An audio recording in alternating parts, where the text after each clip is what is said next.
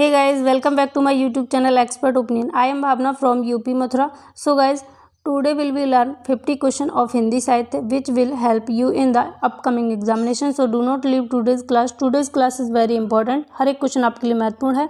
तो चलिए स्टार्ट करेंगे आज की इस वीडियो को. अगर पसंद आए तो लाइक शेयर आप लोग जरूर करिएगा. क्वेश्चन फर्स्ट आपके स्क्रीन पर, गीतांजलि का गीत संग्रह किसने लिखा? तो इसका करेक्ट आंसर होगा ऑप्शन सेकंड, निराला. निराला के द्वारा लिखित ये रचना है गीतांजलि का गीत संग्रह. इंपॉर्टेंट है आपके एग्जाम के लिए, आपको याद रखना है. इसके अलावा अगर हम बात करें निराला की, तो निराला की दो रचनाएं बहुत इंपॉर्टेंट हैं, वो आपको याद रखनी है. कौन कौन सी हैं? तो निराला की रचना है राम की शक्ति पूजा और कुकुरमुत्ता. इसके अलावा निराला का पूरा नाम अगर आपसे पूछ ले तो आपको याद रखना है, क्या होगा? सूर्यकांत त्रिपाठी निराला. चलिए आगे बढ़ते हैं अगले क्वेश्चन पर. इंपॉर्टेंट रहेगा आपके एग्जाम के लिए. क्वेश्चन है, निराला जी ने अपने आखिरी दिन कहाँ बिताए? तो निराला ने अपने आखिरी दिन प्रयाग में बिताए थे. हर एक लेखक, हर एक कवि जो होता है उसकी एक अपनी कहानी होती है कि जो शुरुआत होती है कहीं से करते हैं और इनका एंड कहीं और जाकर होता है. तो इसी तरीके से निराला ने अपने लास्ट के अंतिम दिन जब मृत्यु के कगार पर थे उस टाइम इन्होंने अपने आखिरी दिन प्रयागराज में बिताए थे. प्रयागराज इलाहाबाद का परिवर्तित नाम है, ये भी आपको याद रखना है. तो अगर आपके ऑप्शन में प्रयाग ना हो और इलाहाबाद दिया हो तो आप इलाहाबाद के साथ में भी जा सकते हैं, वह भी आपका करेक्ट आंसर होगा. चलिए आगे बढ़ते हैं अगले क्वेश्चन पर. निराला का जन्म कहाँ हुआ था? तो बात करें निराला के जन्म की, तो इसका करेक्ट आंसर होगा ऑप्शन थर्ड, निराला का जन्म बंगाल में हुआ था. कहाँ हुआ था? बंगाल में. अगला क्वेश्चन है नेक्स्ट, मैथिली शरण गुप्त की भारत भारती का प्रकाशन वर्ष क्या है? तो इसका करेक्ट आंसर होगा 1912. 1912 में भारत भारती का प्रकाशन हुआ और 1912 में ही ये जो भारत भारती रचना है ये अंग्रेजी सरकार के द्वारा जब्त कर ली गई थी, ये भी आपको याद रखना है. अगर क्वेश्चन पूछा जाए कि मैथिली शरण गुप्त की कौन सी रचना अंग्रेजों के द्वारा जब्त कर ली गई थी, तो भारत भारती जब्त की गई थी. अगला क्वेश्चन, कामायनी में किस रस का चित्रण हुआ है? तो इसमें श्रृंगार रस का चित्रण हुआ है. ऑप्शन थर्ड करेक्ट होगा. कामायनी में सर्ग पूछ ले जाए तो 15 सर्ग हैं. कामायनी की प्रथम नायिका अगर पूछ ली जाए, प्रथम पात्र कौन सा है या प्रमुख पात्र कौन सा है, तो श्रद्धा है. ये भी आपको याद रखना है, इंपॉर्टेंट रहेगा आपके एग्जाम के लिए. कामायनी किसकी रचना है? जयशंकर प्रसाद की रचना है. अगला क्वेश्चन, कामायनी का प्रकाशन वर्ष कब हुआ? तो गाइस आपको याद रखना है कामायनी का प्रकाशन वर्ष 1935 है. अगर आपसे पूछ ले साकेत का क्या है, तो 1931 है. दोनों में 4 ईयर का डिफरेंस है. आगे चलते हैं अगले क्वेश्चन पर. जयशंकर प्रसाद का जन्म हुआ था. तो जयशंकर प्रसाद का जन्म कब हुआ था ये आपको बताना है. इसका करेक्ट आंसर होगा ऑप्शन सेकंड, 1887 को जयशंकर प्रसाद का जन्म हुआ था. वह तोड़ती पत्थर कविता के रचयिता का नाम आपको बताना है. इसका करेक्ट आंसर होगा निराला. निराला की ये कविता है वह तोड़ती पत्थर या तोड़ती पत्थर. इंपॉर्टेंट रचना है आपके एग्जाम के लिए, आपको याद रखनी है. अगला क्वेश्चन आपकी स्क्रीन पर है, मैथिली शरण गुप्त को राष्ट्रकवि की उपाधि किसने दी? तो इसका करेक्ट आंसर था महात्मा गांधी. महात्मा गांधी के अनुसार राष्ट्रकवि कौन है? मैथिली शरण गुप्त हैं, याद रखेंगे. अगला क्वेश्चन, साकेत का प्रकाशन वर्ष क्या है? तो 1931 है. अभी मैंने आपको बताया था किसका? कामायनी का 1935. साकेत का क्या है? 1931. दोनों ही महाकाव्य हैं, ये भी आपको याद रखना है. आगे बढ़ते हैं हम अगले क्वेश्चन की तरफ. नेक्स्ट क्वेश्चन आपकी स्क्रीन पर है, कैकई का अनुताप इसके रचनाकार का नाम क्या है? कैकई का अनुताप, तो ये गुप्त की रचना है, मैथिली शरण गुप्त की. इंपॉर्टेंट है आपके एग्जाम के लिए, याद रखेंगे. आगे है नेक्स्ट, रामधारी सिंह दिनकर द्वारा रचित उर्वशी महाकाव्य में उर्वशी कौन है? तो उर्वशी ना तो नाग कन्या है, ना देव कन्या है, ना असुर कन्या है, ये स्वर्ग की अप्सरा के नाम से जानी जाती हैं. ऑप्शन फोर्थ इसका करेक्ट होगा. अगला क्वेश्चन, संस्कृति के 4 अध्याय किस कवि की रचना है? तो ये रामधारी सिंह दिनकर की रचना है, संस्कृति के 4 अध्याय. अगला क्वेश्चन नेक्स्ट, पंत का प्रथम काव्य संकलन कौन सा है? तो पंत का प्रथम काव्य संकलन है वीणा. वीणा इनका प्रथम काव्य संकलन है. इसके अलावा गुंजन, ग्रंथि और पल्लव ये तीनों रचना भी सुमित्रानंदन पंत की ही हैं. अगला क्वेश्चन, सूर्यकांत त्रिपाठी निराला ने किस छंद का प्रचलन किया था? तो इसका करेक्ट आंसर है ऑप्शन सेकंड, मुक्तक छंद या स्वच्छंद. और मुक्तक छंद या स्वच्छंद को केचुआ छंद या रवर छंद के नाम से भी जाना जाता है. और ये सामान्य तौर पर जो छंद होते हैं उनका ये पालन नहीं करता, जैसे रागनी वगैरह होती हैं, ये सारी मुक्तक छंद के अंतर्गत आती हैं. अगला क्वेश्चन नेक्स्ट, जयशंकर प्रसाद की लहर, झरना, आंसू रचनाएं हैं, तो ये किस भाषा में हैं? तो ये हैं ब्रज भाषा में, याद रखिएगा. और जयशंकर प्रसाद ने मोस्टली अपनी रचनाएं जो की हैं ब्रज भाषा में ही की हैं. नेक्स्ट है जयशंकर प्रसाद किस दर्शन के अनुयायी थे, तो ये शैव दर्शन के अनुयायी थे। ऑप्शन सेकंड थर्ड करेक्ट है, ऑप्शन थर्ड यहाँ करेक्ट होगा। और जो शिव के भक्त होते हैं उनको शैव बोला जाता है, ये भी आपको याद रखना है। नेक्स्ट क्वेश्चन, मैथिली शरण गुप्त को उनकी किस रचना पर मंगला प्रसाद पारितोषिक प्रदान किया गया था, तो मैथिली शरण गुप्त को उनकी साकेत रचना पर मंगला प्रसाद पारितोषिक प्रदान किया गया था। साकेत इनका महाकाव्य है, इसमें 12 सर्ग हैं और साकेत की प्रथम नायिका, पूर्व नायिका, मुख्य नायिका अगर पूछ ली जाए तो उर्मिला होंगी, उर्मिला पर इन्होंने ये रचना की है। मैथिली शरण गुप्त को कहा जाता है, तो गांधीवादी भी कहा जाता है, मानवतावादी भी कहा जाता है, राष्ट्रकवि भी कहा जाता है, तो ऑप्शन डी करेक्ट है, उपरोक्त सभी।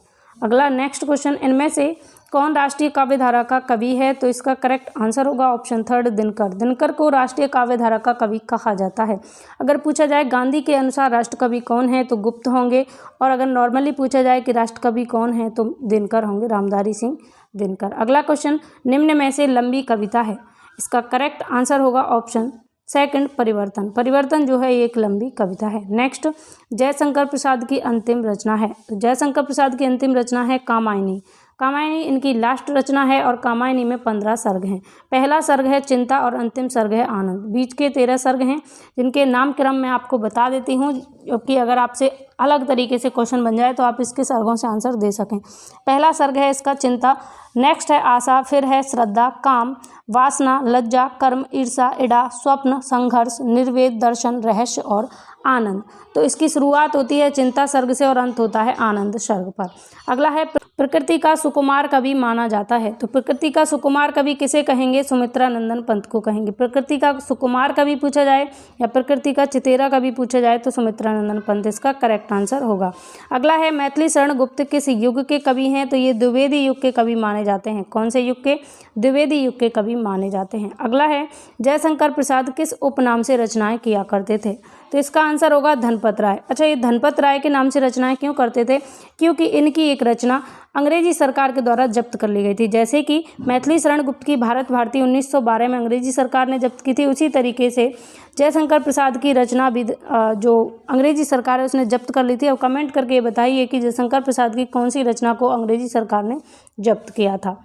अगला क्वेश्चन, राम की शक्ति पूजा के रचनाकार हैं, तो राम की शक्ति पूजा निराला की रचना है, ऑप्शन यहाँ पर डी करेक्ट होगा। अगला है इनमें से कौन सी रचना मैथिली शरण गुप्त की नहीं है, तो साकेत, भारत भारती और रंग में भंग तीनों ही मैथिली शरण गुप्त की रचना है, जबकि प्रिय प्रवास मैथिली शरण गुप्त की रचना नहीं है।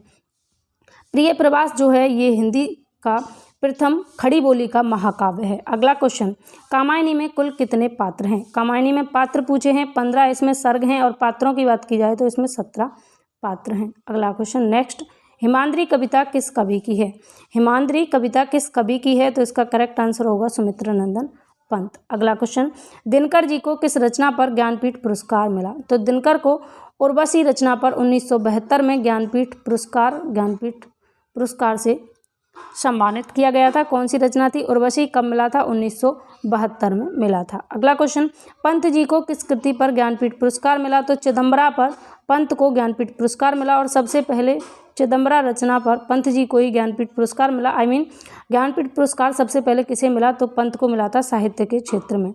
अगला है पंत जी के बचपन का नाम क्या था, तो गोसाई दत्त इनके बचपन का नाम था, ऑप्शन थर्ड करेक्ट होगा। अगला है साकेत में कुल कितने सर्ग हैं, साकेत में सर्ग पूछे हैं तो 12 होंगे, कामायनी में पूछे जाते तो 15 हो जाते, याद रखिएगा दोनों ही महाकाव्य हैं। अगला क्वेश्चन नेक्स्ट, राम को शक्ति की आराधना करने की सलाह किसने दी, तो राम को शक्ति की आराधना करने की सलाह दी जामवंत ने, हनुमान ने नहीं दी, सुग्रीव ने नहीं दी, लक्ष्मण ने नहीं दी, बल्कि जामवंत ने ये सलाह दी थी। नेक्स्ट क्वेश्चन, राष्ट्रकवि हैं, तो राष्ट्रकवि कौन है, दिनकर। रामधारी सिंह दिनकर को राष्ट्रकवि कहा जाता है। अगर गांधी के अनुसार राष्ट्रकवि पूछा जाएगा तो गुप्त करेंगे आप, मैथिली शरण गुप्त। अगला, छायावाद का प्रारंभ स्वीकार किया जाता है, तो छायावाद का प्रारंभ 1920 से स्वीकार किया जाता है, ऑप्शन इसका सेकंड करेक्ट होगा। किस कवि को कोमल कल्पना के कवि के रूप में जाना जाता है, तो कोमल कल्पना का कवि, प्रकृति का चितेरा कवि, प्रकृति का सुकुमार कवि, ये सारे सुमित्रा नंदन पंत के ही उपनाम हैं। नेक्स्ट है, किस काव्य रचना के नायक को शाश्वत नर और नायिका को शाश्वत नारी कहा जाता है, तो शाश्वत नर और शाश्वत नारी का प्रतीक होता है कामायनी में नर कौन होगा? नायक, जिसे शाश्वत नर कहा जाएगा, और नायिका को शाश्वत नारी कहा जाएगा। अगर यहाँ शाश्वत की जगह सनातन नर और सनातन नारी कहा होता तो उर्वशी के साथ में हम चले जाते, ये भी आपको याद रखना है। नेक्स्ट है निराला की साहित्य साधना पुस्तक के लेखक कौन है? तो इसका करेक्ट आंसर होगा डॉक्टर रामविलास शर्मा। डॉक्टर रामविलास शर्मा एक आलोचक हैं और निराला की साहित्य साधना इनकी रचना है। नेक्स्ट है कामायनी महाकाव्य की कुल सर्ग संख्या है। तो कामायनी में टोटल 15 सर्ग हैं, 12 किसमें हैं? साकेत में है, ये भी आपको याद रखना है। और गाइज एक चीज़ आपको याद रखनी है कि जिस काव्य में 8 से ज़्यादा सर्ग होते हैं वो महाकाव्य की श्रेणी में आता है। क्वेश्चन है अगला, अयोध्या का प्राचीन नाम है। तो अयोध्या का प्राचीन नाम है साकेत। क्या है? साकेत। अगला क्वेश्चन, दिनकर की बाल कविता संग्रह का नाम बताइए। तो दिनकर की बाल कविता संग्रह है धूप छाँव। क्या है? धूप छाँव। अगला क्वेश्चन, हिंदी साहित्य के अंतर्गत सर्वप्रथम ज्ञानपीठ पुरस्कार किसको मिला था? तो करेक्ट आंसर होगा सुमित्रा नंदन पंत। सुमित्रा नंदन पंत को सबसे पहले ज्ञानपीठ पुरस्कार की प्राप्ति हुई थी चिदम्बरा रचना पर। नेक्स्ट है निराला का प्रथम काव्य संग्रह कौन सा है? निराला का प्रथम काव्य संग्रह है अनामिका। ऑप्शन फर्स्ट इसका करेक्ट आंसर है। प्रथम काव्य संग्रह किसका? निराला का। तो क्या है? अनामिका इसका करेक्ट आंसर होगा। जूही की कली भी निराला की रचना है, बेला भी निराला की रचना है, ये सारी निराला की रचना है, लेकिन पूछा है प्रथम काव्य संग्रह तो अनामिका हो जाएगा। नेक्स्ट है तुलसीदास किसकी काव्य रचना है? तुलसीदास किसकी काव्य रचना है? तो इसका करेक्ट आंसर होगा निराला। किसकी है ये? निराला की है, ये तुलसीदास की नहीं है, रामचंद्र शुक्ल की नहीं है, दिनकर की नहीं है। ऑप्शन फर्स्ट करेक्ट है। तुलसीदास किसकी काव्य रचना है? तो निराला की काव्य रचना है। अगला, साकेत प्रबंध काव्य की नायिका है। मैंने आपको बताया साकेत की रचना किसके ऊपर हुई थी? उर्मिला के लिए हुई थी, यानी उर्मिला पर किसी ने ध्यान नहीं दिया था रामायण में, इसलिए मैथिली शरण गुप्त ने उर्मिला को दिखाने के लिए, यानी उर्मिला का चित्रण करने के लिए कि उर्मिला ने भी उतना ही दुख सहा था जितना कि सीता ने, लक्ष्मण ने, सभी ने, तो उनके बारे में किसी ने चर्चा नहीं की, इसलिए मैथिली शरण गुप्त ने उनके लिए स्पेशली साकेत की रचना की, जिसमें बताया कि 14 वर्ष तक उर्मिला भी लक्ष्मण से अलग रही थी, तो पति के वियोग में उसने भी जीवन व्यतीत किया था, यानी कि उनके विरह के बारे में लोगों को जागरूक किया। अगला क्वेश्चन, मैथिली शरण गुप्त मूलतः भक्त कवि हैं, तो ये राम के भक्त के नाम से जाने जाते हैं। इसको याद कैसे रखेंगे? इन्होंने साकेत की रचना की, साकेत में उर्मिला का चित्रण किया, उर्मिला का संबंध अयोध्या से है और अयोध्या के राजा राम हैं, उसी तरीके से ये किसके भक्त हुए? राम के भक्त हुए। अगला क्वेश्चन, कामायनी का प्रथम सर्ग कौन सा है? तो कामायनी का प्रथम सर्ग है चिंता, अंतिम है आनंद, और इसमें 15 सर्ग हैं टोटल, ये भी आपको याद रखना है। प्रथम की बात हुई है, प्रथम होगा चिंता। अगला क्वेश्चन नेक्स्ट, मैथिली शरण गुप्त जी के खंड काव्यों की संख्या कितनी है? तो खंड काव्यों की संख्या है 19। किसकी? मैथिली शरण गुप्त के खंड काव्यों की संख्या। नेक्स्ट क्वेश्चन, तो गाइज ये थे समथिंग 50 क्वेश्चन जो आज हमने डिस्कस किए। अगर आपको पसंद आए हों ये क्वेश्चंस, अच्छा लगा हो डिस्कशन, क्वेश्चंस अच्छे हैं तो लाइक और शेयर ज़रूर कीजिए, और चैनल को अभी तक अगर सब्सक्राइब नहीं किया है तो सब्सक्राइब करके नोटिफिकेशन आइकन को ऑल पर क्लिक करके रखें ताकि आने वाली वीडियोज़ की नोटिफिकेशन आपको मिलती रहे। तो मिलेंगे हम अगली वीडियो में, तब तक के लिए बाय बाय, टेक केयर, आप अपना ख्याल रखें।